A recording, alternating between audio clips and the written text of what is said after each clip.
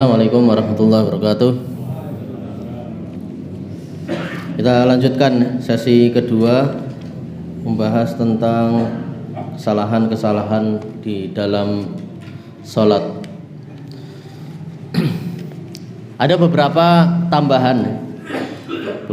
tambahan dari posisi-posisi yang sebenarnya sudah kita bahas, tetapi ada hal-hal yang tadi belum kita sebutkan. Di antara kesalahan di dalam sholat, posisi bersedekap ketika sholat itu terlalu ke atas. Ya, jadi misalnya orang bersedekap, tangan kanan ditaruh di tangan kiri, kemudian dia taruh sini sampai mendekati leher. Ini termasuk kesalahan, ya, dan itu tentu menyalahi sunnah Nabi Shallallahu Alaihi Wasallam. Ya, posisi bersedekap itu cukup di sini aja, ya, di sini atau agak ke bawah lagi, ya, di sini atau agak di atas pusar sini. Tidak perlu sampai berlebih-lebihan sampai ke atas sampai mendekati leher. Atau seperti ini juga tidak perlu, ya. Ini termasuk kesalahan. Itu anak sendiri pernah lihat, ya, ada orang bersedekap gini sampai atas gini. Anak-anak pernah lihat langsung. Terlalu ke atas gini. Ini nggak tepat. Terlalu ke bawah juga nggak tepat juga, ya. Misalnya di atas kemaluannya, ya, dia bersedekap di gini, ya salah juga. Misalnya seperti ini, ya, dia gini, salah, ya. Ini salah, ini juga salah. Di tengah-tengah ini, di tengah-tengah. Baik, ini masalah bersedekap. Kemudian biar nggak lupa, ya, ada masalah juga membaca Al-Fatihah. Tadi kita katakan baca Al-Fatihah termasuk rukun sholat, termasuk kewajiban yang harus dibaca, yaitu membaca Al-Fatihah. Kadang kalau kita sebagai makmum, masbuk atau orang yang telat sholatnya, dan itu biasanya di sholat-sholat yang tidak dikeraskan bacaannya, sholat-sholat sirriyah, sholat zuhur, sholat asar, atau rakaat ketiga dan keempat, sholat asar dan sholat isya. Kadang makmum masbuk, makmum yang baru datang mau gabung ke jamaah, dia sibuk membaca doa istiftah atau doa iftitah. Harusnya kalau dia sebagai makmum langsung saja membaca surat Al-Fatihah. Kenapa demikian? Karena kita tidak tahu imamnya itu berdirinya masih lama atau tidak. Dia mau rukuk itu waktunya masih lama atau tidak. Maka kita kalau orang udah telat, ya, sebagai makmum masbuk, kita kerjakan langsung yang wajib atau yang rukun, yaitu membaca Al-Fatihah. Jangan disibukkan dengan membaca doa istiftah, ya, Allahumma ba'id baini atau wajhtu wajhiya lilladzi fataras samawati dan seterusnya. Langsung baca Al-Fatihah. Karena Al-Fatihah itu termasuk rukun wajib, dan membaca doa istiftah atau doa iftitah tidak ada khilaf di kalangan para ulama, tidak ada perselisihan di kalangan para ulama bahwa itu termasuk sunnah, bahwa hukumnya baca doa iftitah itu adalah sunnah. Jadi tidak masalah kita meninggalkan sunnah untuk melakukan hal yang wajib, ya, daripada kita mengerjakan sunnah malah meninggalkan yang wajib, ya. Kadang baca doa iftitah imamnya keburu ruku, kita tidak sempat membaca surat Al-Fatihah. Yang rukun atau yang wajib malah tidak kita baca, malah sibuk pada yang sunnah. Ini termasuk kesalahan. Baik, ada lagi. Kalau ini berkaitan dengan imam berkaitan dengan imam atau orang yang sholat sendirian. Berkaitan dengan imam atau sholat orang yang munfarid atau sendirian. Jadi kalau kaidahnya ya, diharamkan bagi kita untuk menambah rokaat dengan sengaja atau kita sudah tahu, itu haram kita lanjutkan.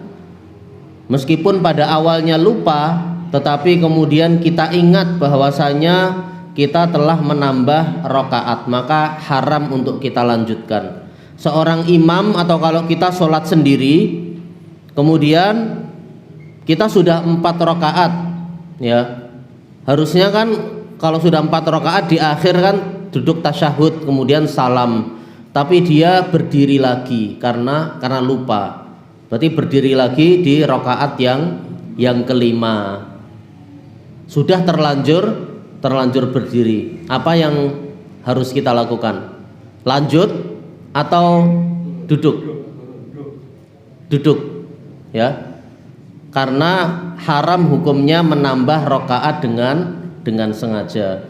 Dia baru ingat ketika berdiri, ya. Dia pas bangkit dari rokaat keempat, kelima dia lupa karena masih belum ingat. Kemudian ketika sudah berdiri di rokaat kelima, dia baru ingat, oh ternyata ini udah rokaat yang kelima. Dia langsung duduk, ya, langsung duduk untuk tahiyat atau tasyahud akhir. Haram hukumnya dia lanjut di rokaat yang kelima, baik dia sebagai imam atau makmum juga misalnya, ya, imamnya sudah di tahiyat akhir, makmumnya ternyata karena nggak lihat langsung berdiri, dia langsung duduk, nggak boleh lanjut. Atau orang yang sholat sendiri, ya, itu langsung duduk di tahiyat akhir atau tasyahud akhir. Mungkin ada yang bertanya, mungkin akan ada yang nanya, bukankah kalau sudah terlanjur berdiri kita nggak boleh duduk lagi, tetap lanjutkan berdirinya? Seperti misalnya orang yang harusnya di rokaat kedua, setelah rokaat kedua kan duduk tasyahud awal atau tahiyat awal. Tapi kalau ada orang sholat sendiri atau dia sebagai imam terlanjur berdiri di rokaat ketiga tanpa tasyahud awal atau tanpa tahiyat awal, sudah terlanjur sampai berdiri, maka dia nggak boleh kembali duduk, dia tetap lanjutkan berdiri, ya. Dia udah terlanjur di rokaat ketiga dalam keadaan berdiri, maka dia tidak boleh balik untuk tasyahud atau tahiyat awal. Ini sebagian orang berdalil dengan ini, ya, lanjutkan berdiri, nggak boleh balik ke duduk. Bedanya apa kira-kira? Ada bedanya kan? Bedanya kenapa kalau yang dari tahiyat awal lupa tahiyat awal, sudah terlanjur rakaat ketiga berdiri, itu kita lanjutkan berdiri, nggak boleh balik untuk duduk, ya. Berbeda dengan orang yang tadi terlanjur ke rakaat kelima, ya, maka dia harus langsung duduk, nggak boleh lanjut berdiri di rakaat kelima, nggak boleh lanjutin rakaat itu. Bedanya apa?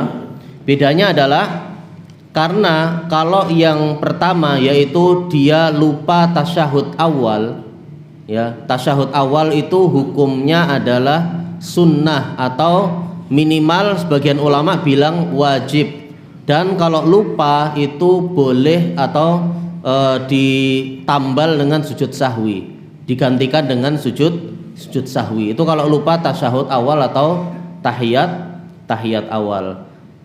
Dan dia kalau sudah terlanjur di rakaat yang ketiga dalam keadaan berdiri, maka dia sudah masuk ke rukun, yaitu berdiri dan juga membaca Al-Fatihah. Sudah masuk di rukun sholat selanjutnya, yaitu di rakaat yang ketiga. Nggak boleh dia meninggalkan rukun kewajiban ini di rakaat ketiga ini, balik ke tasyahud atau tahiyat awal yang hukumnya antara sunnah atau wajib, yang istilah sebagian ulama itu wajib yang bisa diganti dengan sujud sahwi.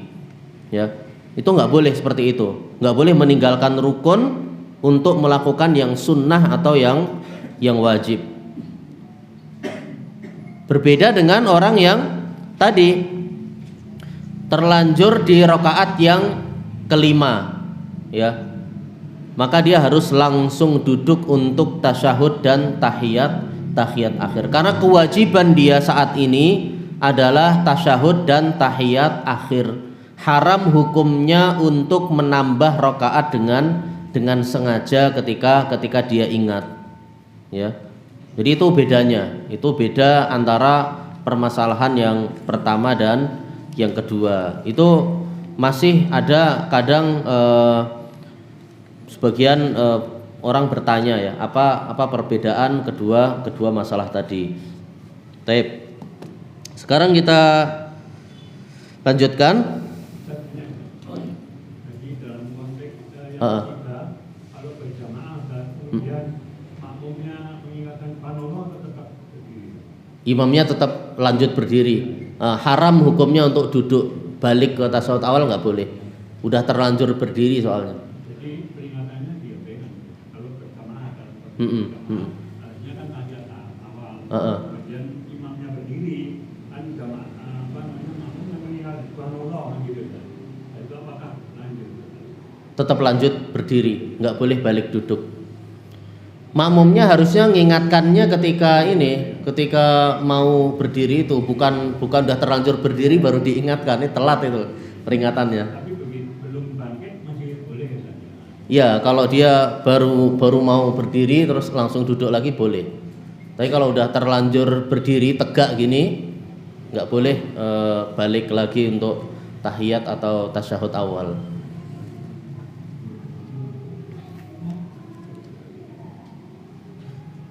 Nah, ada lagi tambahan. Kalau bagi ibu-ibu, ya, bagi wanita, bagi perempuan itu kan harus menutup aurat, jelas, ya. Wanita harus menutup auratnya, menutup seluruh tubuhnya kecuali wajahnya ketika sholat.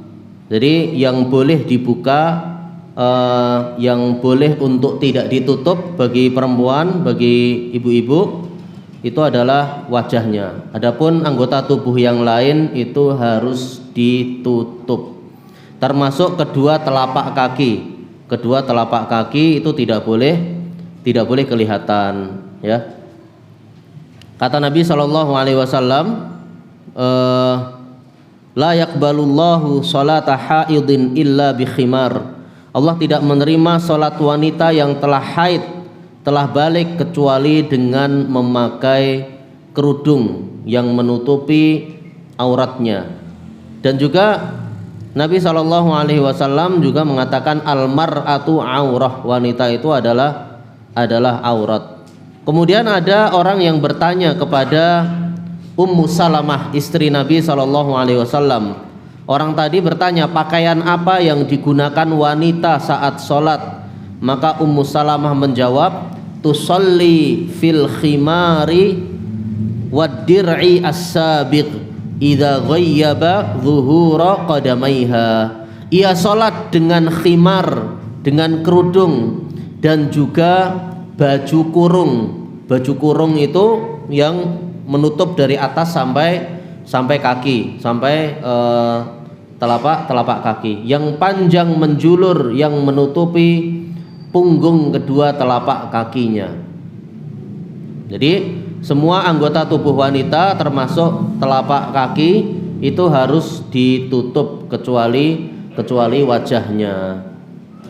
Tapi kalau misalnya kita sholat di tempat umum, wanita atau perempuan atau ibu-ibu sholat di tempat umum dan di situ tidak ada tempat sholat khusus bagi perempuan, atau kalau kita sholat di situ ada laki-laki lewat, maka bisa melihat wajah wanita yang sholat tadi. Maka kalau ada laki-laki ajnabi, laki-laki asing yang lewat misalnya dan bisa melihat, maka tidak mengapa dia menutup wajahnya.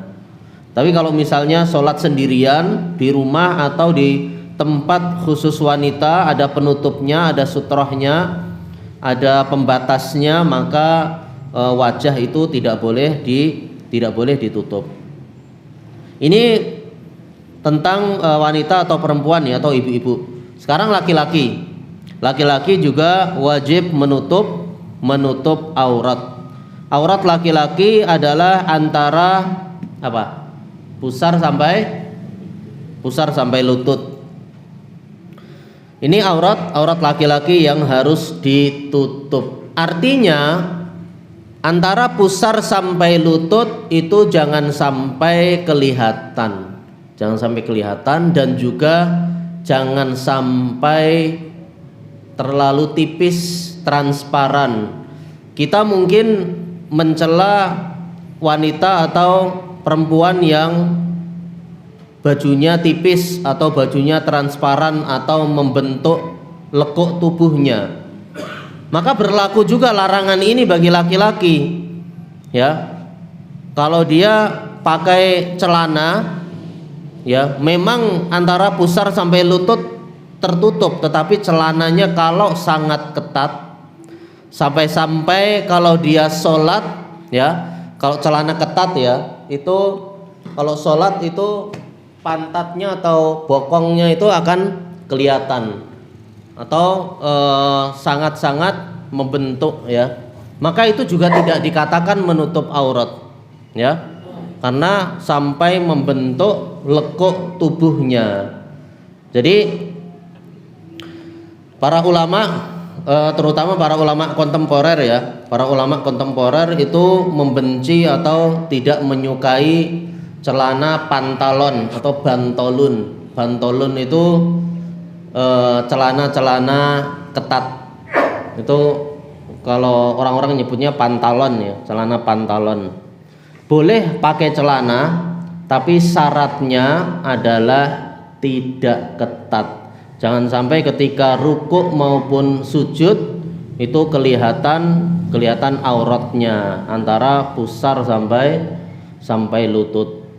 Berarti kalau misalnya masih kelihatan lekuk tubuhnya, dia pakai celana sangat ketat, ya, maka berarti dia tidak dikatakan menutup aurat. Apalagi kadang anak-anak sekolah ya, anak-anak sekolah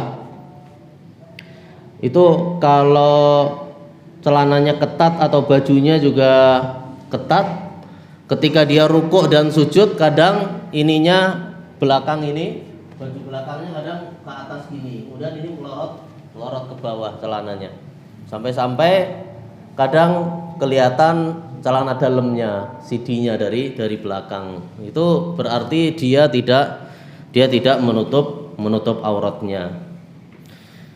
Makanya paling baik kalau seseorang itu sholat itu pakai sarung ya, pakai sarung atau pakai gamis, sehingga lekuk tubuhnya antara pusar sampai lutut itu tidak kelihatan. Boleh pakai celana, tapi celananya yang lebar, celananya yang besar ya, jangan sampai ketat. Kalau pakai celana jeans ya, itu sangat ketat, maka itu ditakutkan tidak sah sholatnya karena auratnya tidak tertutupi secara sempurna. Karena apa? Karena masih kelihatan lekuk tubuhnya, ya. Kalau dia rukuk dan sujud itu masih kelihatan lekuk tubuhnya. Itu yang ingin Ana sampaikan ya, tambahan dari sesi pertama tadi yang belum sempat kita sebutkan. Taib, kita lanjut ya. Tadi sampai mana tadi?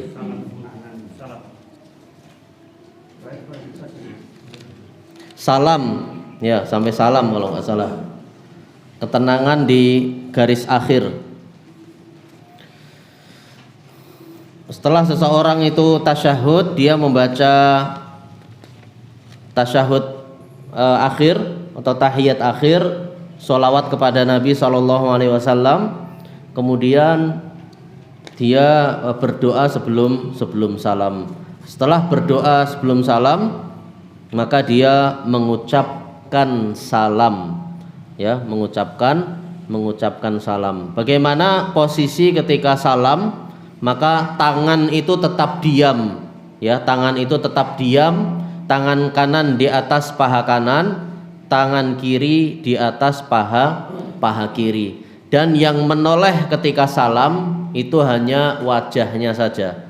Jadi assalamualaikum warahmatullah, assalamualaikum warahmatullah. Wajahnya aja yang noleh, bukan ikut badannya semuanya noleh, dan juga tangannya tidak ikut menoleh, ya. Jangan sampai assalamualaikum warahmatullah, assalamualaikum warahmatullah. Itu termasuk kesalahan. Ya, tidak perlu ikut melambai-lambaikan tangannya ke kanan dan ke kiri. Ini ada larangannya dalam hadis riwayat Muslim. Kata Nabi SAW, mengapa kalian memberi isyarat dengan tangan kalian seolah-olah seperti ekor kuda yang liar? Jikalau salah seorang di antara kalian mengucapkan salam, cukuplah ia menoleh kepada saudaranya dan jangan memberi isyarat dengan tangannya. Ini insya Allah mudah dipahami, ya, salam, ya. Yang wajib itu, yang rukun itu mengucapkan salam, ya, assalamualaikum warahmatullah. Itu yang wajib atau yang rukun, yang harus dilakukan. Adapun menoleh itu hukumnya sunnah, ya. Tapi meskipun ini sunnah tetap kita lakukan agar kita mencontoh sholatnya Nabi Sallallahu Alaihi Wasallam. Di antara kesalahan juga di dalam salam adalah salamnya belum selesai, imamnya baru assalam, langsung makmum lari.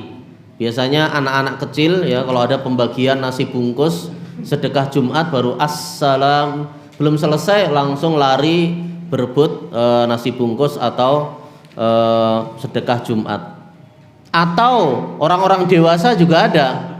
Kalau antum di depan Ka'bah, antum di shaf pertama di depan Ka'bah, imamnya baru assalam, langsung orang-orang lari untuk berebut Hajar Aswad. Itu tidak sah sholatnya, karena salamnya imam belum selesai, sholatnya belum selesai.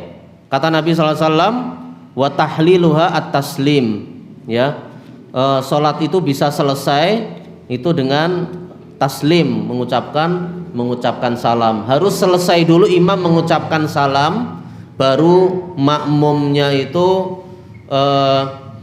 boleh untuk keluar juga dari sholat, yaitu mengucapkan salam. Termasuk juga kesalahan, imamnya belum selesai mengucapkan salam, kemudian makmum masbuk sudah berdiri, ya. Imamnya belum selesai, misalnya baru assalamu, langsung pada berdiri. Itu termasuk kesalahan, ya, karena dia imamnya belum selesai, rukun sholatnya salam itu belum selesai, lalu dia berdiri untuk menyempurnakan sholat. Itu termasuk kesalahan dan bisa membatalkan sholat. Harusnya tunggu dulu imamnya selesai salam, ya, tunggu dulu imamnya selesai salam. Bagusnya sampai salam yang kedua, ya, setelah imamnya assalamualaikum warahmatullah, assalamualaikum warahmatullah, baru makmumnya bangkit untuk menyempurnakan sholat.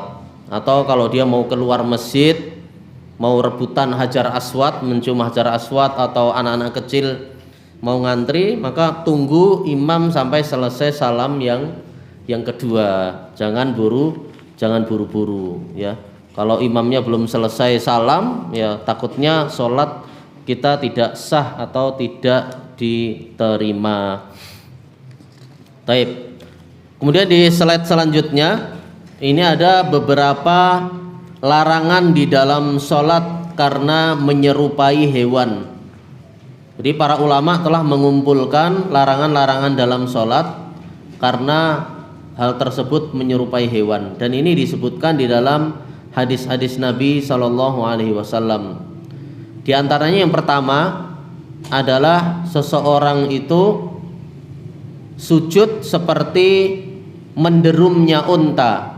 Jadi ketika unta itu mau duduk menderum, ya, maka orang itu niru duduknya unta, menderumnya unta dari berdiri mau ke sujud, ya. Ini dilarang menderum dengan ke sujud dengan kasar. Memang sebagian ulama ada yang berpendapat, ya. Tapi ini termasuk khilaf yang sangat kuat. Khilaf yang sangat kuat, yaitu mana yang didahulukan, tangan dulu atau kaki dulu ketika sujud. Yang bilang kaki dulu, ya, lutut dulu, ya, lutut dulu baru tangan. Mereka berdalil, ya, bahwasanya unta itu kalau mau menderum, mau duduk ke bawah, itu tangannya dulu baru lutut, sehingga biar tidak menyerupai unta, maka kalau kita sujud itu lutut dulu baru tangan. Tapi sebagian ulama lain membantah, justru unta itu kakinya dulu yang belakang yang menderum, ya, bukan depannya dulu, ya, sehingga yang kita lakukan kalau mau sujud adalah tangan terlebih dahulu baru lutut. Ini karena perbedaannya mereka memahami beda cara menderumnya unta. Yang benar yang mana? Yang benar yang mana? Ini termasuk perselisihan yang sangat kuat dari zaman dahulu sampai zaman sekarang. Kalau anak pribadi, mana yang paling mudah itu yang kita lakukan. Kalau antum mudah tangan dulu baru lutut, maka lakukan tangan dulu baru lutut. Kalau lutut dulu baru tangan, maka lakukan lutut dulu baru tangan. Itu pendapat yang anak pilih, ya. Tapi biasanya lebih mudah mana? Tangan dulu atau lutut dulu? Hah? Kalau tua tangan dulu. Oh iya. Jadi mana yang paling mudah, ya? Tapi yang dilarang itu dia sujud dengan kasar, ya. Jadi ketika dia sujud itu langsung turun ke bawah dengan kasar, itu dilarang. Tapi posisi selanjutnya yang dilarang adalah menoleh-noleh ke kanan dan ke kiri ketika sholat, ya. Itu seperti sa'lab atau seperti rubah, menoleh ke kanan dan ke kiri dengan liar. Itu termasuk dilarang, ya. Kita jangan menoleh-noleh ke kanan dan ke kiri, dan itu termasuk copetan syaiton. Ikhtilasun yakhtalisuhu syaiton, itu termasuk copetan dari syaiton, karena kita sudah diganggu oleh syaiton. Kemudian juga diantara larangan juga adalah membentangkan lengan di tanah saat sujud, ya. Jadi lengannya ini ditempelkan di tanah saat sujud. Ini seperti posisi sabu' atau binatang buas, ya. As-sabu'u itu artinya binatang buas, ya. Ini dilarang. Kemudian juga dilarang duduk ik'a, ya, bokong di tanah dan betis ditegakkan. Ini seperti posisi anjing atau al-qalb. Dan posisi duduk ik'a itu maksudnya adalah betis ditegakkan di depan, ya. Betis ditegakkan di depan. Memang mungkin ada yang berpendapat, ya, di antara sebagian ulama itu melarang juga betis ditegakkan di belakang, ya, duduk ik'a. Tapi ini kurang tepat, ya. Kalau dia betisnya ditegakkan di belakang, maka ini insya Allah diperbolehkan. Yang dilarang itu kalau dia posisinya betisnya itu ditegakkan di depan. Kemudian tangannya ini, dua tangannya kanan dan kiri ini di tanah. Kemudian di antara larangan selanjutnya adalah mematuk tanah saat sujud dengan sangat cepat, karena ini seperti patukannya ghurab atau burung gagak. Kemudian di antara larangan selanjutnya melambaikan tangan saat salam. Jadi salam sambil melambaikan tangan ke kanan dan ke kiri. Ini seperti kuda liar. Ini adalah larangan-larangan karena menyerupai hewan. Kemudian di antara kesalahan dalam sholat adalah posisi mata, ya, posisi mata ketika sholat. Harusnya kalau kita sholat itu kita memandang tempat sujud kita. Jadi mata kita kalau kita sholat itu kita memandang tempat sujud. Kalau kita berdiri maka kita memandang tempat sujud kita, bukan memandang ke sini atau ke sini atau ke sini, ya, tapi memandang tempat sujud kita. Dilarang juga mendongakkan kepala ke atas atau melihat langit-langit. Ini juga dilarang. Noleh kanan kiri dilarang. Menatap ke atas juga dilarang. Kalau menoleh ke kanan dan ke kiri tadi itu seperti rubah, sa'lab, dan juga copetan, pencurian yang dilakukan oleh syaitan. Kalau menatap ke atas, kita dongak ke atas, itu ancaman kerasnya mata bisa tersambar dan juga dia mengalami kebutaan. Itu ancaman di dalam hadis, ya, ancaman di dalam hadis. Kemudian selanjutnya, ya, slide selanjutnya termasuk larangan di dalam sholat atau kesalahan di dalam sholat adalah meremas jari jemari, menyilangkan atau meremas jari jemari. Ini tashbik istilahnya, meremas atau menyilangkan jari jemari baik saat berjalan menuju masjid maupun saat duduk menunggu di dalam masjid. Dalilnya adalah Nabi SAW pernah mengatakan, yang artinya jika salah seorang dari kalian berwudu dengan sempurna lalu keluar sengaja menuju masjid, maka janganlah ia menyilangkan jari jemarinya, karena sesungguhnya ia sedang dalam keadaan dalam sholat. Dan posisi seperti ini, menyilangkan jari jemari, ini kata Ibnu Umar adalah sholatnya orang-orang yang dimurkai, ya, sholatnya orang-orang yang dimurkai. Dan orang kalau menyilangkan jari jemari seperti ini, ya, itu biasanya melambangkan dia lagi galau, lagi bingung, lagi cemas, dan itu tentu sangat bertentangan dengan kondisi dia ketika sholat yang harusnya tenang, khusyuk, ya, dan juga tidak ada gangguan-gangguan yang lainnya. Taib, di antara kesalahan selanjutnya di dalam sholat adalah tidak meluruskan shaf atau tidak merapatkan shaf. Jadi berdiri seenaknya, tidak lurus shafnya, atau dia meninggalkan celah dengan jamaah di sebelahnya, ada ruang kosong yang dia tinggalkan. Dia risih kalau kakinya bersentuhan dengan jamaah di sampingnya. Jadi Rasulullah SAW bersabda, luruskanlah shaf kalian, atau Allah benar-benar akan membuat wajah-wajah atau hati kalian berselisih. Rapatkanlah shaf barisan, tutup celah-celahnya, dan jangan biarkan ada celah untuk syaitan. Barang siapa menyambung shaf, Allah akan menyambungnya. Hadis riwayat Ibnu Umar.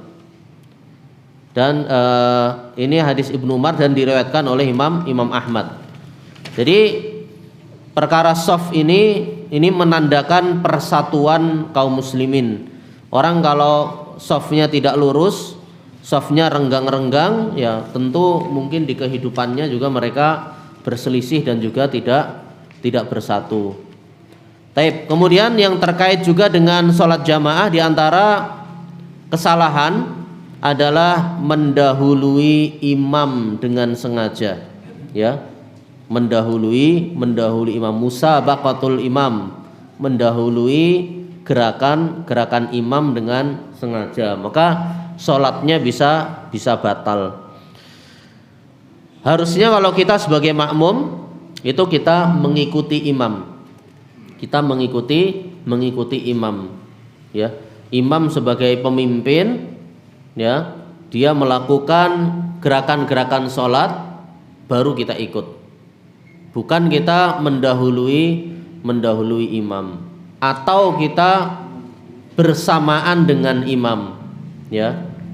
Jadi jangan berbarengan juga, ya, tapi setelah imam, ya. Imamnya melakukan rukuk misalnya, dia rukuk, nah baru kita rukuk. Bukan bareng-bareng bersamaan di waktu yang sama. Ya, kalau bareng-bareng itu makruh. Kita persis gerakannya imam rukuk, kita juga imam nunduk, kita juga ikut langsung nunduk. Itu makruh hukumnya. Tapi imam rukuk terlebih dahulu, baru makmumnya rukuk. Imam i'tidal, baru makmumnya i'tidal. Kata Nabi SAW, innama ju'ilal imamu liyutamma bihi. Imam itu dijadikan untuk diikuti, ya. Kalau imamnya rukuk, maka rukuklah kalian. Jadi kalau imamnya sudah rukuk, maka kalian baru rukuk. Sekarang kalau ada orang yang tidak sengaja mendahului imam, ya, tidak sengaja mendahului imam. Imamnya belum rukuk, dia sudah terlanjur rukuk karena tidak sengaja, karena lupa atau karena ngantuk atau karena yang lainnya. Maka kalau dia tidak sengaja mendahului imam, dia wajib kembali ke posisi semula. Ya, kalau dia terlanjur rukuk, maka dia balik lagi berdiri karena imamnya belum rukuk. Wajib mundur ke posisi semula, lalu mengikuti imam. Jangan dilanjutkan kesalahannya tadi. Kemudian juga di antara kesalahan, imamnya belum sampai untuk sujud. Jadi dari posisi i'tidal, berdiri dari rukuk, imamnya belum sampai tempat sujud, makmum juga sudah ikutan sujud, ya. Harusnya imamnya kalau mau sujud sampai ke tempat sujud terlebih dahulu, ya. Dia sampai ke tempat sujud, dia sampai ke tanah, dia imamnya sujud, baru makmumnya itu turun untuk sujud. Di antara kesalahan tadi, imamnya belum sampai tanah, ya, baru mau turun gini, makmumnya juga buru-buru ikut turun.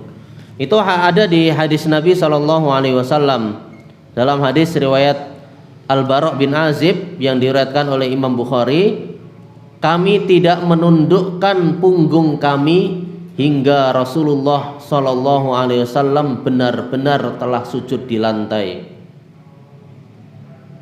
Lam yahni ahadun minna dhahrahu, ya, kami tidak menundukkan punggung kami, ya, hingga Rasulullah benar-benar telah sujud di lantai. Jadi kalau imam sudah sampai di lantai, sudah sujud, baru makmum itu ikut turun, ya. Jangan buru-buru bersamaan dengan imam. Baik, kemudian di antara kesalahan selanjutnya yang juga dalam sholat berjamaah adalah adanya bau-bau yang tidak sedap, bau mulut atau bau badan yang menyengat dan mengganggu kekhusyuan jamaah yang lain. Malaikat dan manusia akan terganggu oleh bau badan atau bau mulut yang sangat menyengat dan mengganggu jamaah sekitarnya. Kata Nabi SAW, man akalal basal wathum fala yaqrabanna musallana. Jadi siapa yang habis makan bawang merah dan bawang putih, ya, termasuk juga di dalamnya jengkol, ya, pete dan yang lainnya, maka janganlah mendekati tempat sholat kami, janganlah mendekati masjid-masjid kami. Karena apa? Fa innal malaikata yata'adza mimma yata'adza minhu ibnu Adam. Karena malaikat pun juga akan terganggu sebagaimana anak Adam atau manusia juga akan terganggu dengan bau yang tidak sedap tersebut. Itu termasuk kesalahan, ya, orang-orang tidak memperhatikan bau badannya atau bau mulutnya. Maka sebisa mungkin kita, dan biasanya ini menimpa orang-orang yang sudah balik, ya. Kalau anak kecil mungkin bau badannya belum ada, ya, kalau masih kecil, ya. Tapi kalau orang-orang sudah balik, maka keringatnya itu biasanya bau. Itu minimal kita pakai sesuatu yang bisa menghilangkan bau keringat tadi atau bau badan tadi, ya. Entah pakai apa, tawas, atau pakai apa, alat-alat lain, benda-benda lain untuk menghilangkan bau badan.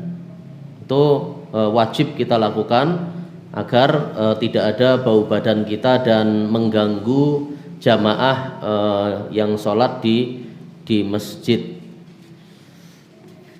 Baik. Kemudian ada tambahan, ya. Ana tambahkan beberapa tambahan yang belum sempat kita tulis di sini. Di antara kesalahan di dalam sholat adalah kalau imamnya itu rukuk dan sujud, kemudian ada orang yang mau gabung jamaah, ya, dia nunggu dalam keadaan berdiri, nunggu imamnya balik lagi berdiri baru dia gabung jamaah. Harusnya kalau kita sebagai makmum masbuk, makmum yang ketinggalan sholat berjamaah, tertinggal 1 rakaat, 2 rakaat, atau seterusnya, apapun posisi imam kita ikuti, ya. Imamnya ruku, ya, maka kita mulai berdiri takbiratul ihram langsung ikut ruku. Imamnya sujud, ya, kita takbir dalam keadaan berdiri kemudian langsung sujud. Tidak perlu nunggu lama dalam keadaan berdiri, ya, nunggu sampai imamnya berdiri lagi. Itu termasuk kesalahan. Rasulullah SAW bersabda, "Idza ata ahadukumus shalah wal imamu ala halin falyasna' kama yasna'ul imam." Apabila salah seorang di antara kalian mendatangi salat sedangkan imam berada dalam suatu posisi, suatu keadaan, maka hendaklah ia berbuat sebagaimana yang diperbuat oleh imam. Hendaknya ia melakukan seperti yang dilakukan oleh imam. Dan Rasulullah SAW juga pernah bersabda, "Idza ji'tumus shalah wa nahnu sujudun fasjudu." Kalau kalian mendatangi sholat dan kami sedang bersujud, maka bersujudlah. Jadi langsung gabung bersama imam dalam kondisi apapun, baik ketika rukuk maupun ketika sujud. Kemudian di antara kesalahan-kesalahan di dalam sholat juga adalah melakukan hal-hal yang melalaikan sholat. Dan ini merupakan bukti seseorang lebih mementingkan dunia daripada akhirat, ya. Misalnya di antara perbuatan yang menyibukkan diri dari sholat, ya, atau memicu kemalasan untuk mengerjakan sholat adalah begadang di malam hari, ya, begadang di malam hari, sampai tengah malam, kemudian ketika waktunya sholat subuh, ya dia tidak bangun, ya, sampai terbit matahari atau sampai sudah mepet waktunya dia baru bangun. Ini termasuk kesalahan, ya. Harusnya seseorang itu mengatur waktunya dan jangan keseringan untuk begadang di tengah malam. Kalaupun dia begadang atau ada keharusan, maka dia harus mengatur waktunya atau mengatur agar jangan sampai ketinggalan sholat subuh. Karena diantara sholat yang paling berat bagi orang-orang munafik adalah sholat subuh, ya, sholat isya dan juga sholat subuh. Kemudian diantara kesalahan di dalam sholat adalah memejamkan kedua mata, merem ketika sholat tanpa ada kebutuhan atau tanpa ada hajat. Jadi makruh hukumnya merem atau memejamkan mata ketika sholat, ya. Yang benar ketika kita sholat, mata kita terbuka dan memandang ke tempat sujud, ya, karena itu akan lebih khusyuk, ya. Kemudian diantara kesalahan di dalam sholat, ya, kalau tadi kita misalnya di dalam sholat, seluruh sholat kita diam misalnya, tidak bersuara apapun, itu salah, ya. Sampai Al-Fatihah juga tidak dibaca, tidak disuarakan, ya. Dia membacanya semuanya dalam hati. Takbiratul ihram dan tasbih, takbir yang lainnya semuanya dalam hati, itu salah. Maka di antara kesalahan juga adalah mengeraskan suara, ya, mengeraskan suara dan mengganggu orang di sekitarnya. Yang dianjurkan adalah kita mendengarkan bacaan kepada diri kita sendiri. Minimal kita mendengar suara kita. Meskipun orang lain tidak mendengar, tapi kalau kita sudah mendengar suara kita, maka itu sudah mencukupi.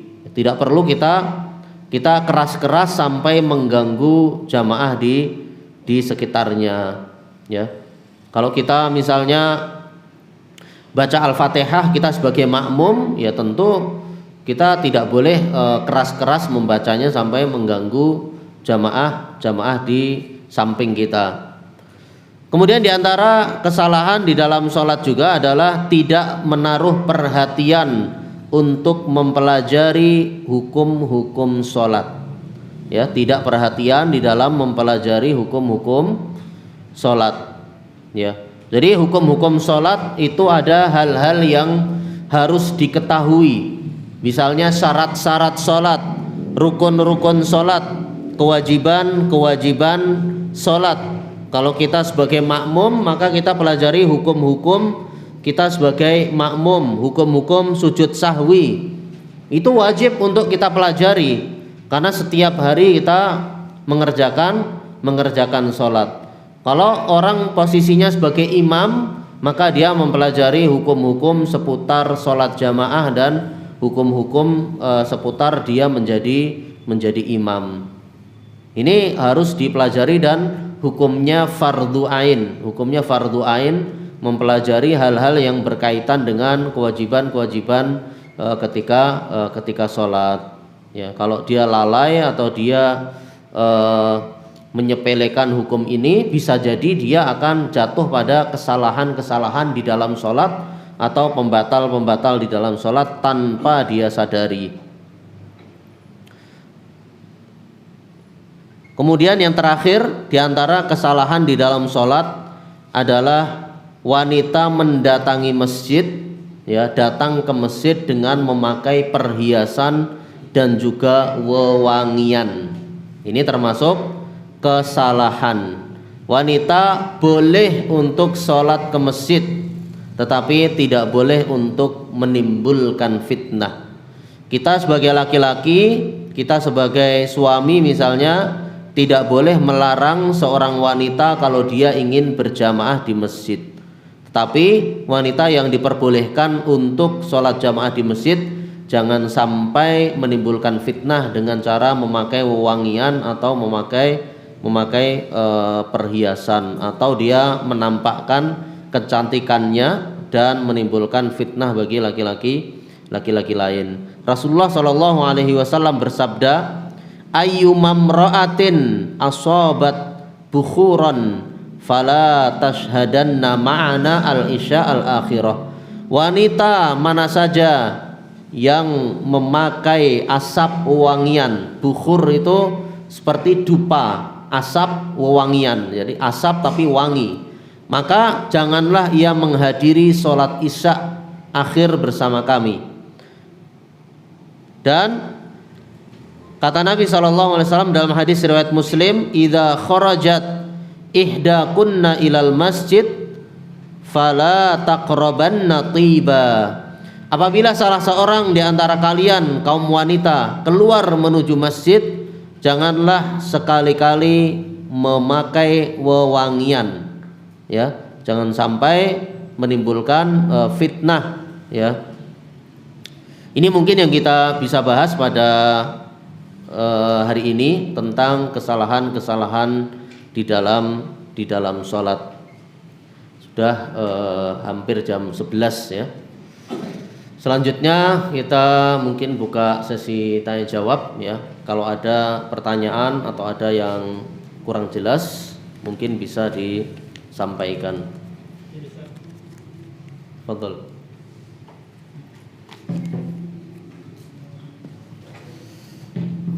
Assalamualaikum warahmatullahi wabarakatuh. Waalaikumsalam. Sholat itu tidak sah apabila tidak membaca tidak rakaat itu surat Al-Fatihah. Padahal ada sunnah yang mengatakan pada saat makmum itu masuk, imam dalam keadaan ruku, langsung makmum itu mengikuti imam, sehingga tidak sempat untuk membaca, mungkin disunahkan sudah langsung mengikuti. ya. Jadi mohon arahan Ustaz, karena ada, ya itu tadi ada dua hal ya. Kalau kita meneruskan berarti kan kita tidak baca surat Al-Fatihah, ya sesuai dengan sunnah tadi kan tidak sah. Kemudian apabila kita terus tidak kita menganggap bahwa itu kita belum membaca, kita menambah, apakah diperkenankan? Menambah apa? Tambah rakaat, sehingga kalau dia berpahaman, kita berpaham bahwa sholat itu rakaat yang rakaat harus ada kan berarti kalau kita pada saat masuk itu kita bisa membaca Ya. yang kedua hal ini yang mengenai katanya kami pernah menyampaikan melakukan itu dia kalau kita pemahaman tidak membaca Al-Fatihah berarti kita menambah lagi itu soalnya mutabak. Iya. Kita tambah satu karena kita masih cara pertama itu dianggap bangsa dan bangsa. Kemudian sebaliknya kalau yang berpahaman harus membaca kita tidak membaca cuma tiga. Tiga itu cuma ya tidak membaca itu. Iya. Iya.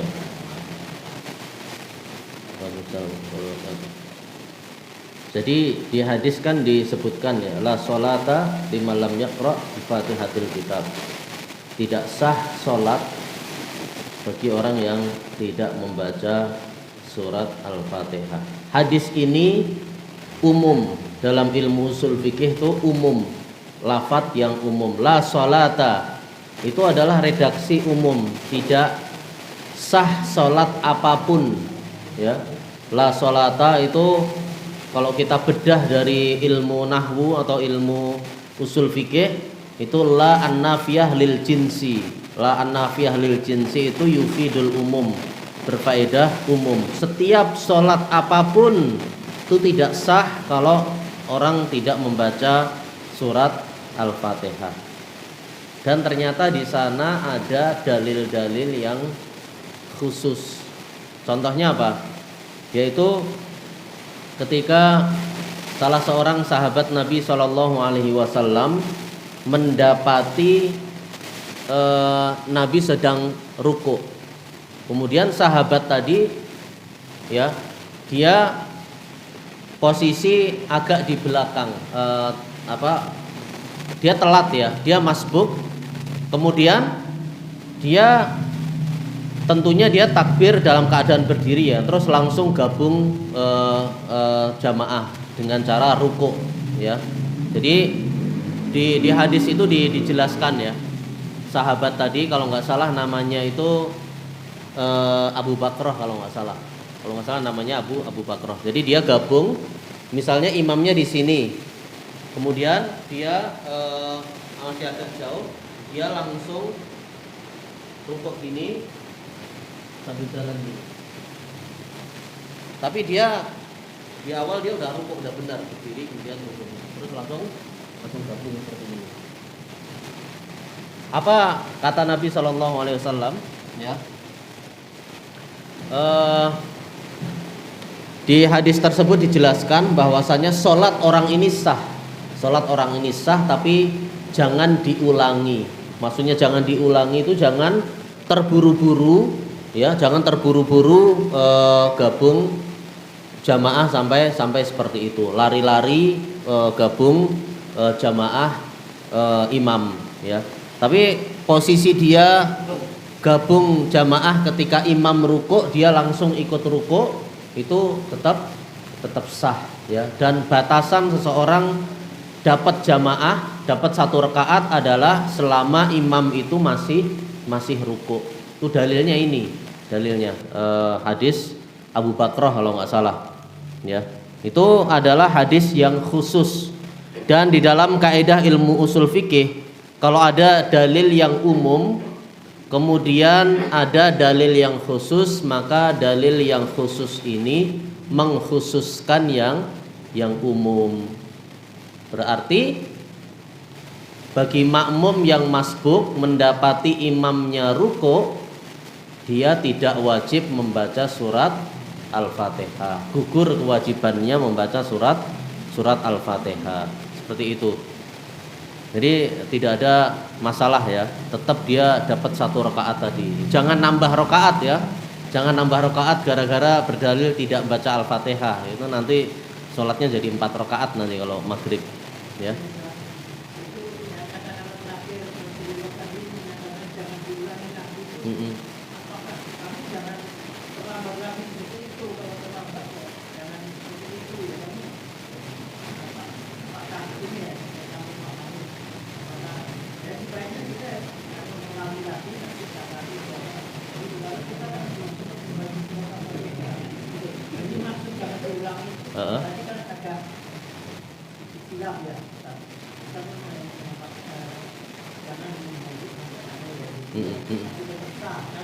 Iya.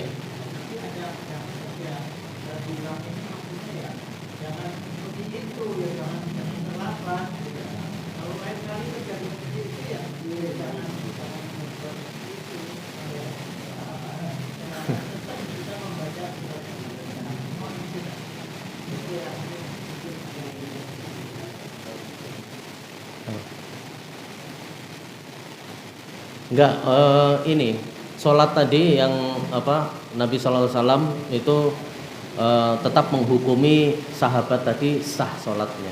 Artinya kalau dia melakukan hal seperti itu lagi tetap sah sholatnya. Tetapi tergesa-gesanya dia gabung jamaah, posisi dia seperti itu kalau bisa jangan diulangi. Tetapi sholatnya tetap sah. Andaikan sholatnya tidak sah, tentu saat itu Nabi akan menyuruh sahabat tadi untuk mengulang sholatnya. Seperti kisah sahabat yang buruk sholatnya ya, al-musi' sholatahu, yang tidak tumakninah ya, sholatnya sangat cepat. Itu 3 kali sahabat sholat seperti itu kan Nabi menyuruh untuk mengulangi sholat. Irji' fasolli fa innaka lam tusolli. Balik, ulangi sholatmu karena kamu sungguhnya belum sholat. Jadi andaikan perbuatan sahabat tadi yang gabung jamaah, dia langsung ikut ruku ketika imamnya sedang ruku, itu tidak sah, maka tentu Nabi akan menyuruh orang tadi untuk mengulang sholatnya saat itu dan tidak mengatakan jangan kamu ulangi, ya. Maksudnya jangan kamu ulangi itu sikapnya tadi tergesa-gesa gabung jamaah, tapi sholatnya tetap sah. Baik, ada lagi pertanyaan lain?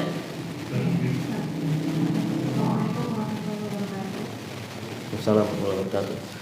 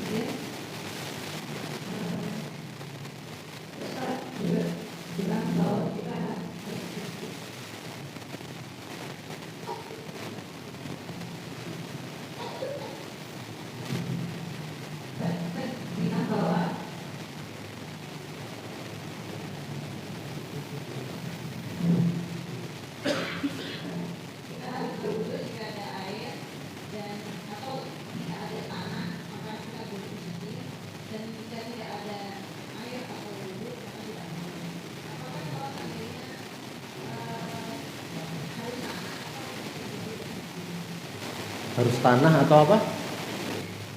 Iya bisa, tanah atau debu itu sama aja, tanah atau debu.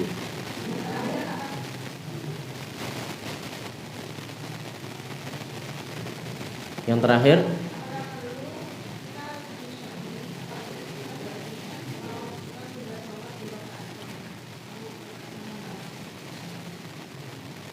gimana? Yang tadi Ustaz contohkan, Heeh.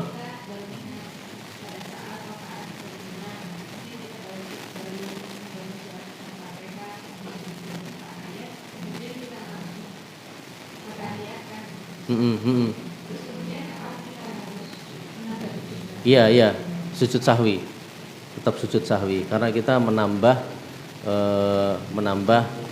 hal-hal di luar sholat, ya, itu tetap sujud sahwi. Baik. Yang pertama tadi sholat sampai jam 12 ya, jam 12 malam baru sholat.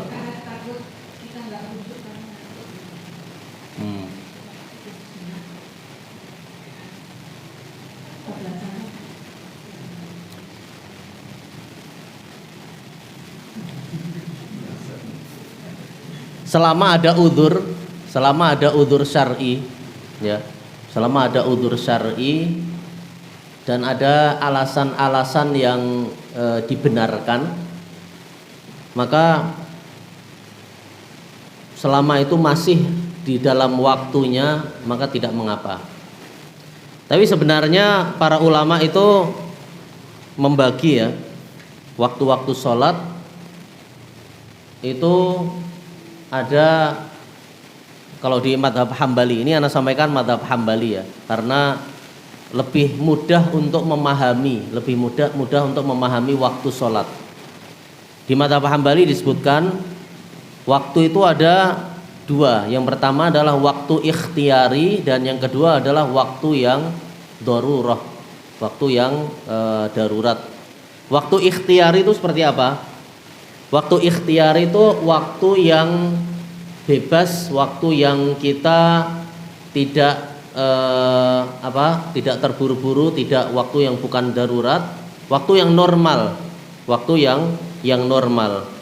Maka waktu ikhtiyari ini tidak boleh kita tunda-tunda secara sengaja sampai kita ketinggalan waktu ikhtiyari. Dan kalau sholat isya itu para ulama membagi menjadi dua, waktu ikhtiyari dan waktu darurat. Waktu ikhtiyari ada yang mengatakan waktu isya itu sampai sepertiga malam, dan juga ada yang mengatakan sampai setengah malam. Sisanya itu adalah waktu yang darurah. Waktu yang darurah ini boleh dipakai, boleh sholat di waktu darurah ini kalau dia terpaksa, kalau dia punya udzur syar'i, punya alasan yang dibenarkan. Contoh udzur syar'i seperti apa? Kalau dia ketiduran kemudian baru bangun di waktu yang darurah tadi, atau dia baru suci dari haid, atau alasan-alasan yang lain, ya, baru sembuh dari pingsan, atau ada hal-hal yang dibenarkan lah, ada udzur syar'i. Tapi kalau dia sehat normal, tidak ada udzur, tidak ada ini, maka tidak boleh dia menunda-nunda di luar waktu yang ikhtiari. Kalau dia tunda-tunda di luar waktu ikhtiari, maka dia tetap dihukumi sholat di waktunya, tetapi dia berdosa karena meninggalkan waktu ikhtiari tadi. Ya, jadi kalau secara sengaja, misalnya tengah malam, kita hitung coba waktu isya, tengah malamnya jam berapa? Cara ngitung malam itu dimulai dari azan maghrib sampai azan subuh. Azan maghrib sekarang jam setengah 6 ya, setengah 6. Azan subuh jam setengah 5. Ya anggap ya setengah 6 sampai setengah 5. Berarti ada berapa jam? 11 jam. Berarti kalau tengah malam, setengah malam misalnya seperdua malam, berarti dibagi 2, 11 jam dibagi 2 adalah 5,5 jam ya, 5,5 jam. Iya benar kan, 11 jam kan. Terus ditambah waktu maghrib tadi, permulaan kan waktu maghrib, setengah 6 ditambah 5,5 jam, berarti berapa? Jam 11. Nah berarti batas tengah malam, seperdua malam, setengah malam itu adalah jam 11 malam. Kita bagi orang yang sehat, bagi orang yang normal, tidak ada udzur, tidak ada masalah apapun, tidak boleh kita sengaja menunda-nunda sholat isya sampai melewati jam 11 malam. Kecuali ada udzur, ada alasan-alasan yang dibenarkan, maka baru boleh ya untuk mengerjakan sholat di atas jam 11 sampai sebelum adzan subuh. Itu ya. Jadi mengenai tadi sholat jam 12 malam, sebisa mungkin selama dia masih punya akalnya masih sadar ya. Kalau cuman ngantuk ya, kalau cuman capek dan dibuat berwudu sudah nggak ngantuk lagi, sudah mampu untuk sholat, maka segera sholat ya. Jangan sengaja diakhirkan sampai setelah jam 12 malam atau mendekati sholat subuh ya. Itu jawaban anak. Ada? Ustaz boleh satu lagi sih? Ya, silahkan. Jazakumullah khairan Ustaz atas ilmunya, semoga Allah memberikan keberkahan bagi kita Amin. dan keluarga Ustaz dimanapun kita berada. Amin. Pertanyaannya, kalau sebagai makmum di sholat jaga Ustaz, ada saat imam membaca Al-Fatihah, saya pernah mendengar pendapat bahwa makmum tidak boleh membaca Al-Fatihah dengan alasan surat Al-A'raf surah keempat.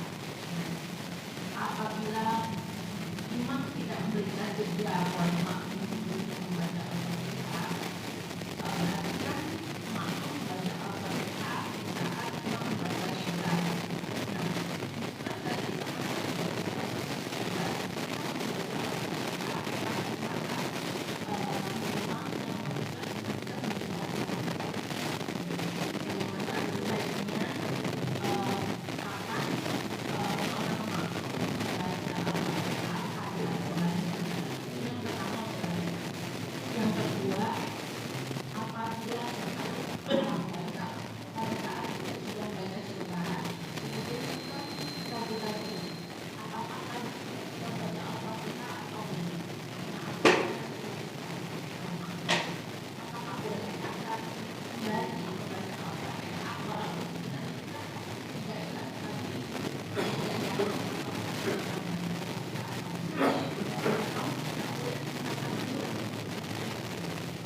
Atau apakah boleh apa?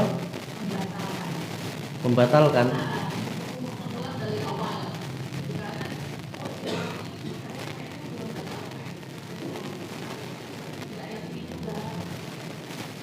Tidak perlu dibatalkan, sholatnya tidak perlu dibatalkan. Kalau dia ragu-ragu, ya itu ya dia cukup mengulangi lagi baca Al-Fatihah, tapi tidak perlu dibatalkan sampai ngulang takbiratul ihram lagi, kemudian doa iftitah, kemudian ini tidak perlu, ya. Kalau dia ragu-ragu ya tidak mengapa dia baca Al-Fatihah lagi, ya. Terus yang pertama tadi mengenai surat Al-A'raf ayat 204 ya. Wa idza quri'al Qur'anu fastami'u lahu wa ansitu la'allakum turhamun. Kalau dibacakan Al-Qur'an maka dengarlah dan diam agar kalian mendapatkan rahmat. Ini kalau kita bedah dari ilmu usul fikih, maka ayat ini umum. Ayat ini adalah ayat yang umum. Pada umumnya, pada asalnya secara umum, kalau ada orang yang baca Al-Qur'an itu kita diam dan mendengarkan. Tetapi keumuman ayat ini itu dikhususkan oleh hadis-hadis yang mengatakan wajib membaca Al-Fatihah. Wajib membaca Al-Fatihah. Apa dalilnya? Tadi hadis yang sahih, tidak sah sholat bagi orang yang tidak membaca Al-Fatihah. La sholata liman lam yaqra bi Fatihatil kitab. Juga ada hadis yang lain, ya. Nabi SAW mengatakan la'allakum taqra'una khalfa imamikum. Apakah kayaknya kalian itu membaca di belakang imam kalian? Lalu Nabi mengatakan la taf'alu illa bi Fatihatil kitab. Fa innahu la sholata liman lam yaqra biha. Jangan kalian lakukan. Jadi kalian tidak boleh membaca apapun di belakang imam. Kalau kalian sebagai makmum, jangan kalian baca apapun kecuali Al-Fatihah. Karena tidak sah sholat orang yang tidak membaca Al-Fatihah, ya, tidak sah sholat tanpa membaca Al-Fatihah. Jadi la taf'alu illa. Jadi jangan kalian lakukan kecuali. Berarti kan kecuali ini, lafadz pengecualian ini mengkhususkan larangan makmum membaca bacaan, ya, yang dibolehkan hanya membaca Al-Fatihah. Jadi tetap dibolehkan walaupun imamnya sedang membaca surat, itu makmum boleh tetap untuk membaca Al-Fatihah, karena membaca Al-Fatihah termasuk rukun sholat, baik bagi imam maupun bagi makmum atau orang yang sholat sendirian. Kemudian yang lebih utama tentu adalah di waktu-waktu yang imam itu ada waktu-waktu jeda. Misalnya setelah dia membaca Al-Fatihah, sebelum dia membaca surat itu biasanya imam itu ada jeda. Atau kalau tidak ada jeda, maka sebelum imam itu rukuk. Jadi imam itu setelah selesai membaca surat, biasanya sebelum rukuk itu ada jeda. Maka kita membaca secara cepat, ya, membaca surat Al-Fatihah. Itu yang paling utama untuk membaca Al-Fatihah di waktu jedanya imam. Tapi kalau tidak ada jeda, maka tetap tidak mengapa makmum itu membaca surat Al-Fatihah di belakang imam. Baik, ada lagi pertanyaan lain? Ada meluruskan dan kata stop. Kata stop ini apakah harus menempel baru kemudian tumit dengan tumit atau hanya tumit saja?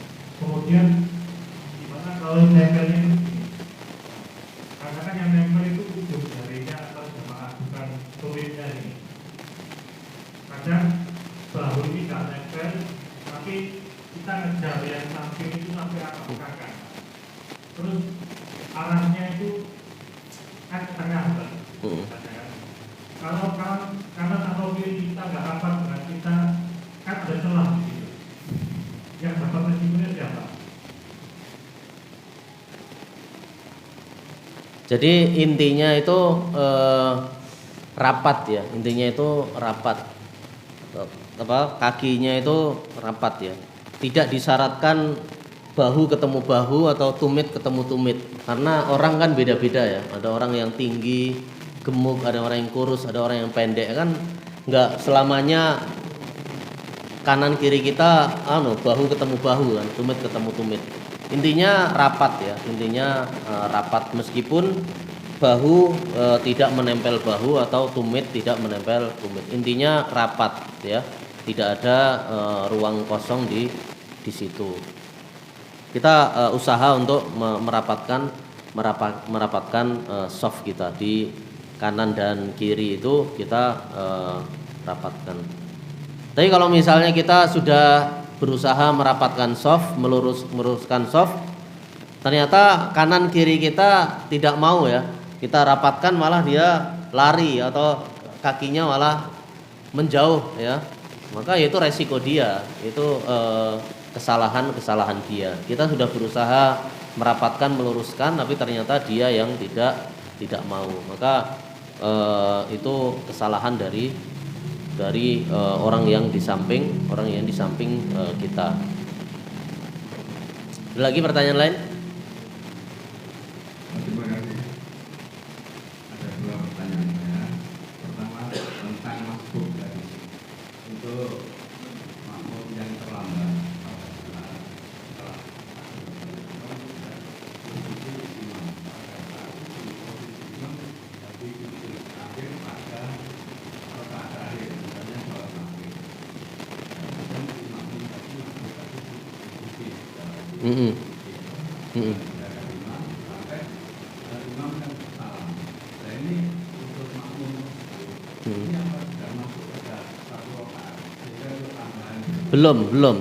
belum masuk rakaat. Iya, karena patokannya itu dapat rukuknya imam. Jadi kalau dia dapat rukuknya imam, maka dia dapat 1 rakaat. Tapi kalau dia nggak dapat rukuknya imam, berarti ya nggak dapat 1 rakaat. Ya, patokannya rukuknya imam. Tapi dia tetap dapat jamaah, dapat pahala sholat berjamaah. Tapi untuk dapat 1 rakaat minimal mendapatkan rukuknya imam.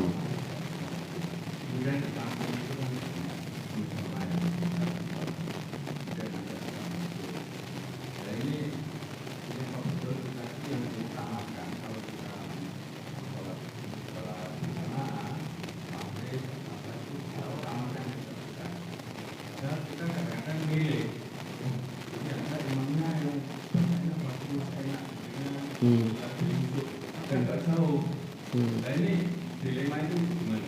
Kita mengutamakan yang mana? Kalau betul kita harus utamakan yang dekat. Iya, utamakan yang terdekat. Utamakan yang terdekat kita. Ya dengan syarat tadi imamnya minimal Al-Fatihahnya lah. Minimal Al-Fatihahnya itu sesuai standar. Tidak ada kesalahan yang jelas yang mengubah makna. Kita sholat di tempat terdekat sehingga tidak ada tuduhan-tuduhan buruk kepada kita dari tetangga-tetangga kita.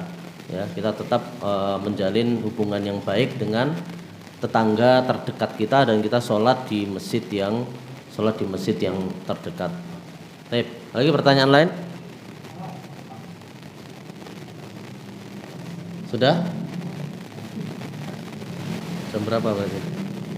11.22. Ini ada titipan dari Malang Mengaji. Ya, siapa yang mau atau yang bisa menjawab mungkin dapat hadiah. Hadiahnya kitab Talkhis Qawaid Fiqhiyah. Ringkasan kaidah fikih. Ini sudah ada rekamannya di YouTube ya, di YouTube Malang Mengaji itu ada rekamannya. Nanti bisa didengarkan. Baik. Ini ada berapa nih? 1 2 3 4 mana? 12 kitab. Enaknya kuis tanya jawab atau bagaimana? Waktunya 13 menit lagi. Gimana Pak?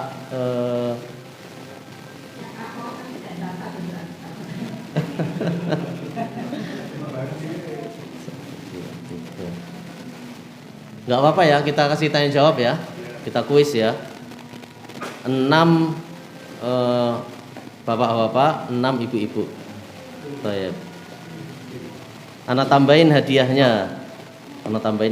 Ini ada coklat Arab ya. Coklat Arab. Jadi selain dapat kitab, dapat cemilan ya, dapat cemilan coklat Arab. Baik. Berarti harus ada 12 pertanyaan. 12 pertanyaan. Insyaallah mudah-mudah insyaallah. Baik. Ya, bapak dulu baru ibu-ibu ya, gantian. Bapak dulu baru ibu-ibu. Baik. Pertanyaan pertama. Sebutkan contoh kesalahan ketika sujud. Bapak-bapak.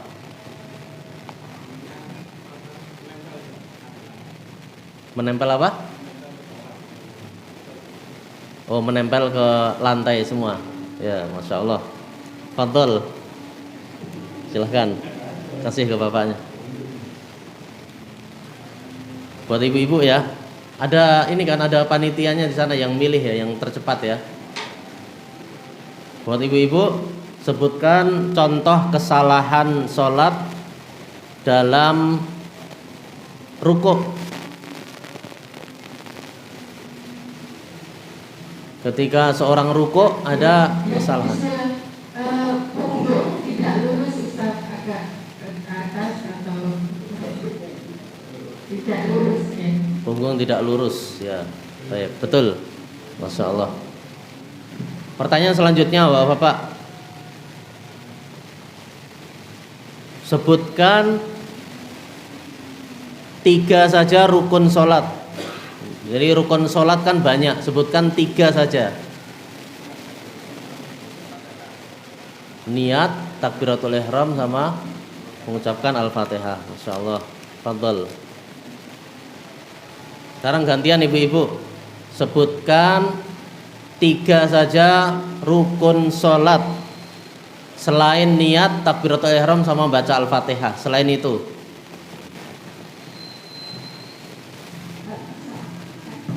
Bismillahirrahmanirrahim. Rukuk, kemudian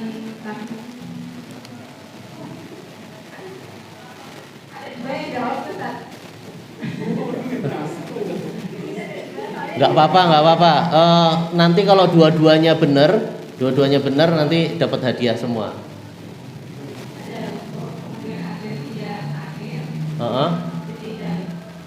Itidal, oke. Benar. Satu lagi? Oh sama. Loh, kok sama? Yang lain coba, yang lain. Sebutkan yang lain. Tumak Nina ditambah Ya. Tumak Nina. Terus apa lagi? Terus salam. Taib. Benar, insyaallah. Sekarang bapak-bapak ya. Ini hadiahnya nanti di sini. Ini ada udah dipisah. Bapak-bapak, sekarang pertanyaannya, contoh kesalahan yang dilakukan makmum masbuk. Kesalahan yang dilakukan makmum masbuk. Mau tadi, bapak tadi. Fadol. Apa?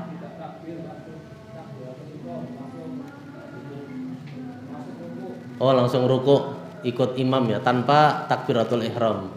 Masya Allah, mumtaz. Barakallahu fiik. Sekarang ibu-ibu, contoh kesalahan di dalam sholat berjamaah. Contoh kesalahan ketika sholat berjamaah. Silahkan.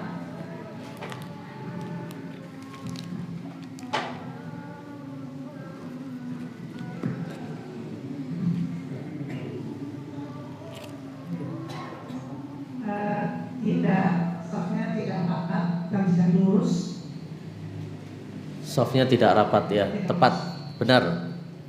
Masya Allah. Sisa berapa ini? Sisa 5. Baik, bapak-bapak sekarang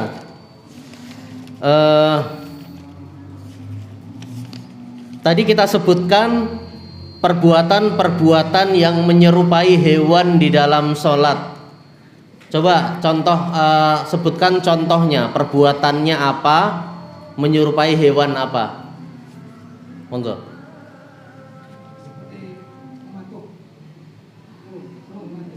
Apa? Itu perbuatannya gimana? Terlalu cepat. Oh, seperti matuk burung, sujud langsung di lagi. Masya Allah, mumtaz. Sekarang ibu-ibu, coba sebutkan contoh perbuatan yang salah, larangan, ya, dan menyerupai hewan apa? Silakan, ibu-ibu. Waktu salah menyerupai hewan kuda, melambai-lambai tangannya ke kanan dan ke kiri. Masya Allah, mumtaz. Ada lagi ibu-ibu yang lain yang tahu mungkin? Ada lagi jawaban lain selain itu? Silahkan. Bismillah, menderung seperti unta saat sujud. Ustaz. Ya, Masya Allah, mumtaz. Baca. Harusnya nggak boleh baca. Baik. Nggak ada pengawasnya, ada pengawasnya. Baik, bapak-bapak sekarang, bapak-bapak. Ibu-ibu udah berapa ini? 2. Oh, ibu-ibu udah 6. Ini sisa 2 bapak-bapak berarti. Baik. Sekarang bapak-bapak.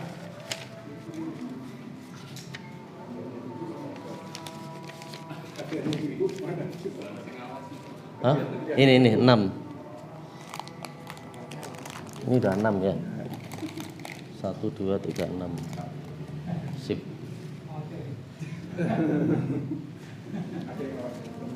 Hukum meninggalkan sholat. Tadi kita sebutkan hukum meninggalkan sholat. Apakah langsung divonis kafir? Monggo mas. Tidak kafir sampai dia menghalalkan, sampai dia tidak meyakini kalau wajibnya sholat. Sampai apa? Sampai dia tidak meyakini bahwa sholat itu tidak wajib. Sampai dia mengingkari kewajiban sholat. Ya, insyaallah. Fadhol. Pertanyaan terakhir bapak-bapak.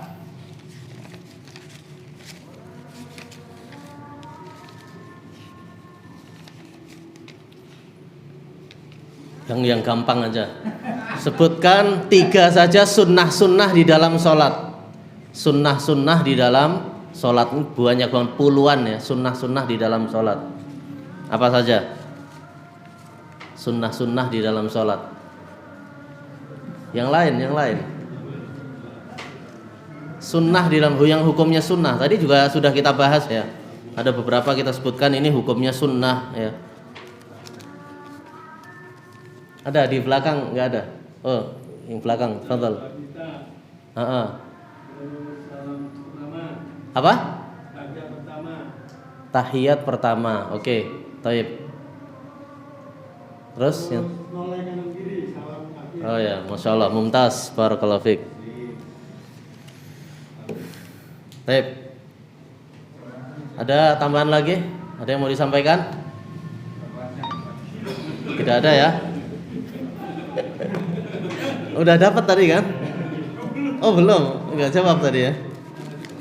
Masya Allah. Jazakumullah khairan kepada seluruh panitia ya, Gria Muslim Thayyib, Malang Mengaji dan semuanya pihak-pihak yang turut membantu terselenggaranya kajian ini. Oh itu apa? Oh buat kuis lagi. Berapa? 3. Masya Allah. Ini ada tambahan dari panitia nih. 3 lagi berarti. Baik. Pertanyaannya,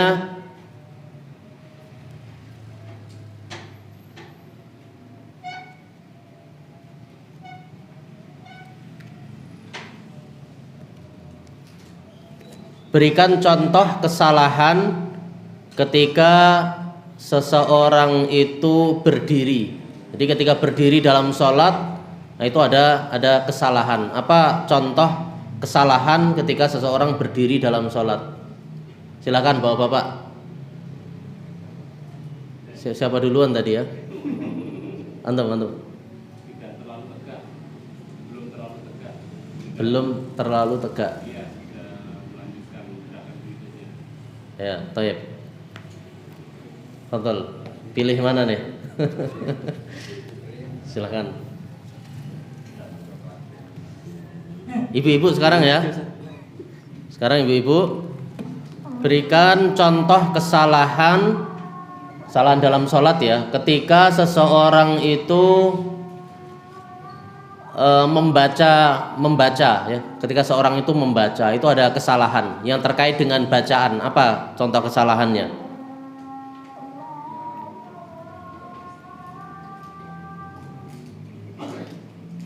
Yang terkait dengan bacaan. Apa contoh kesalahannya?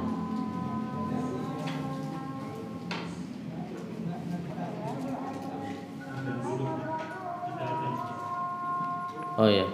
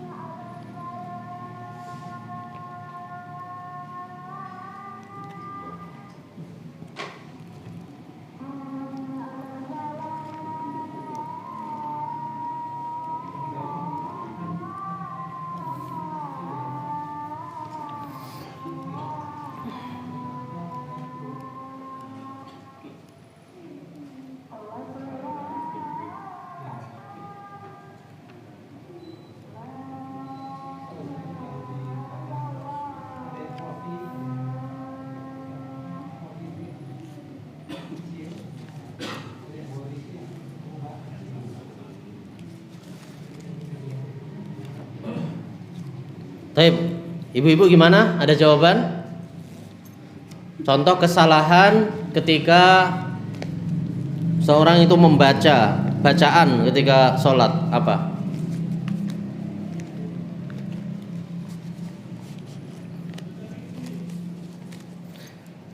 Ya misalnya terkait surat Al-Fatihah atau terkait dengan baca Al-Quran atau apa? Tadi kita sebutkan ya. Oh, pinknya nggak bisa.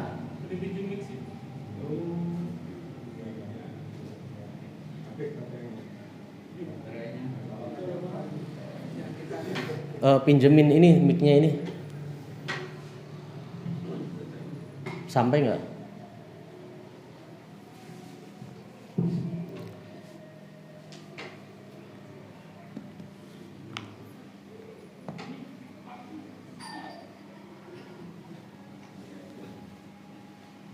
Cek.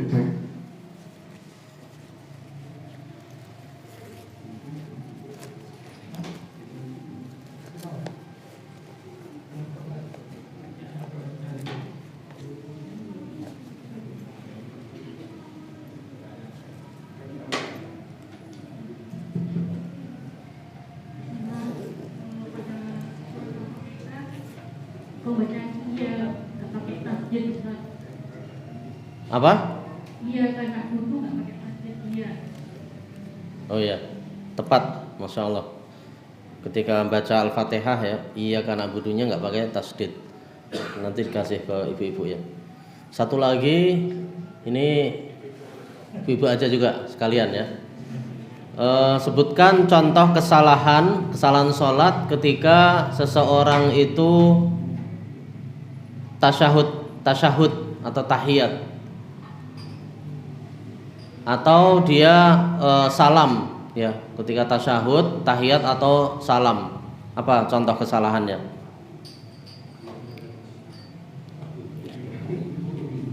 Pada saat salam tangannya dibalik-balik atau dilambai-lambaikan.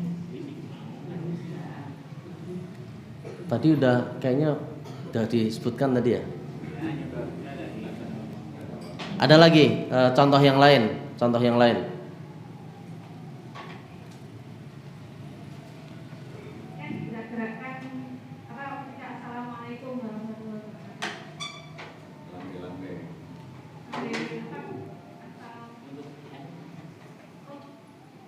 Pas tasyahud itu tangan jari-jarinya itu gerak-gerakan juga Ustaz. Ya. Jadi harusnya yang isyarat itu jari telunjuknya saja ya, bukan seluruh jari jemarinya. Taib, masya Allah, benar. Barakallahu fikum. Taib, kita tutup ya. Barakallahu fikum. Subhanakallahumma bihamdika asyhadu an la ilaha illa anta astaghfiruka wa atubu ilaik. Assalamualaikum warahmatullahi wabarakatuh.